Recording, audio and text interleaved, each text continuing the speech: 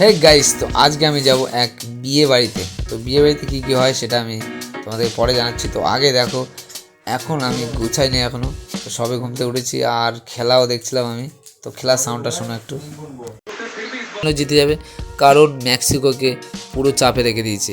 তো চলো খেলা যায় হোক, চলো আমি যাই বিয়ে বাড়ির জন্য রেডি হয়ে যাই, কারণ টোটো আমাকে এসে গেছে। তো টোটো আসার পরে আমি টোটোতে উঠে গেছি, আর ওঠার পরেই আমাকে সোজা যেতে হবে ভিভিয়া। তো ভিভিয়া নামার পর আমার মিষ্টির দোকানে যেতে হবে।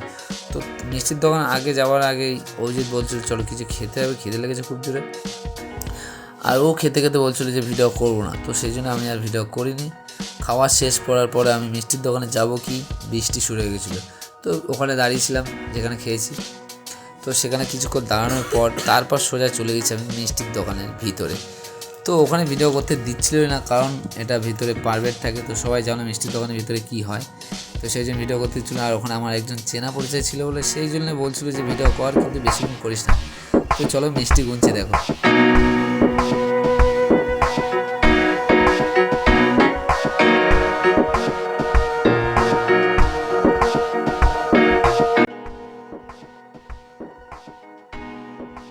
তো মিষ্টিগুলো ভর্তি হয়ে গেছে আর আমি এটা নিয়ে বেরিয়ে পড়েছি। তো সবাই কনফিউজ হয়ে যাচ্ছে যে মিষ্টিগুলো কোথায় নিয়ে যাচ্ছে।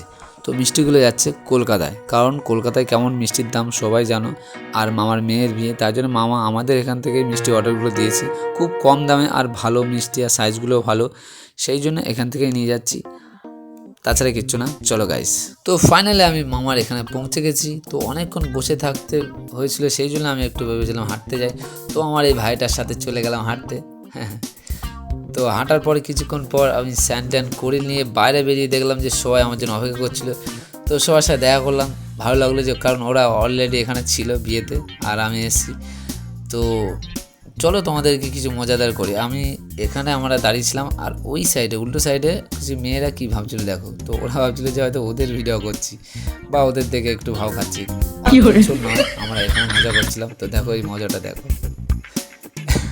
তো চলো আজকে এই অবধি, কারণ নেক্সট পার্টে তোমাদেরকে দেখাবো বিয়েতে কী কী হচ্ছে আর সবার সাথে দেখা করছে। বাই।